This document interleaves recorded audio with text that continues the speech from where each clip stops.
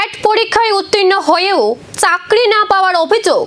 এবার সেই দাবিতে সরব উত্তীর্ণ ছাত্রছাত্রীরা। চাকরির দাবিতে মুখ্যমন্ত্রীর বাসভবনের সামনে ঘেরাও কর্মসূচি ঘিরে তৈরি হয় উত্তেজনা। দীর্ঘদিন ধরে চাকরির অপেক্ষায় থাকা উত্তীর্ণদের একাংশ মুখ্যমন্ত্রীর বাসভবনের সামনে ঘেরাও কর্মসূচিতে সামিল হন। মুখ্যমন্ত্রীর বাসভবনের সামনে জড়ো হয়ে নিজেদের দাবির পক্ষে স্লোগান দেন টেট উত্তীর্ণরা। চাকরির দাবিতে দ্রুত নিয়োগ প্রক্রিয়া শুরু করার দাবি জানান তারা। আন্দোলনকারীদের বক্তব্য, টেট পরীক্ষায় উত্তীর্ণ হওয়ার পরও চাকরি না পাওয়ায় তারা অনিশ্চয়তার মধ্যে রয়েছেন। তাই সরকারের দৃষ্টি আকর্ষণ করতেই এই ঘেরাও কর্মসূচি। দলবদ্ধভাবে মুখ্যমন্ত্রীর বাসভবনের সামনে পৌঁছে নিজেদের দাবি তুলে ধরেন ছাত্রছাত্রীরা।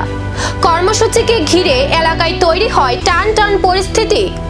চাকরির দাবিতে উত্তীর্ণদের এই সরাসরি কর্মসূচির পর এখন প্রশ্ন, সরকারের পক্ষ থেকে কি মিলবে দ্রুত নিয়োগের আশ্বাস?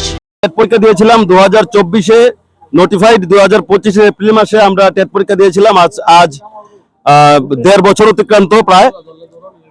আমাদের নিয়োগ নিয়ে আমরা কোনো স্বচ্ছ জবাব কোনো জায়গায় পাচ্ছি না। আমরা এখন পর্যন্ত এই নিয়ে আমরা প্রত্যেকেই কিছু না কিছু কাজে কর্মে ব্যস্ত থাকি। তারপরেও আমরা এই নিয়ে প্রায় 20 থেকে 25 বার রাজ্যের শিক্ষা দপ্তর থেকে শুরু করে ফাইন্যান্স মিনিস্টারের রেসিডেন্স থেকে শুরু করে মুখ্যমন্ত্রী স্যারের রেসিডেন্সে সামনে যাওয়ার চেষ্টা করেছি, কিন্তু আমাদেরকে কোনোদিন আমাদের মুখ্যমন্ত্রী স্যারের রেসিডেন্সের সামনে আসার পারমিশন দেওয়া হয়নি। আমাদেরকে কোনোদিন ফাইন্যান্স মিনিস্টারের রেসিডেন্সের সামনে যাওয়ার পারমিশনও দেওয়া হয়নি।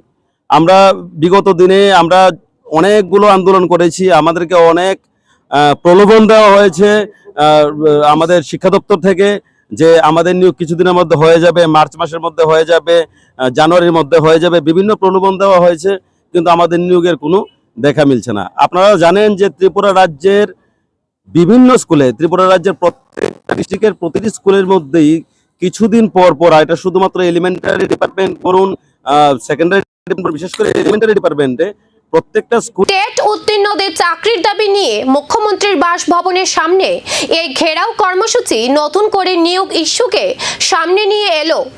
এখন সরকারের সিদ্ধান্তের দিকেই তাকিয়ে আন্দোলনকারীরা।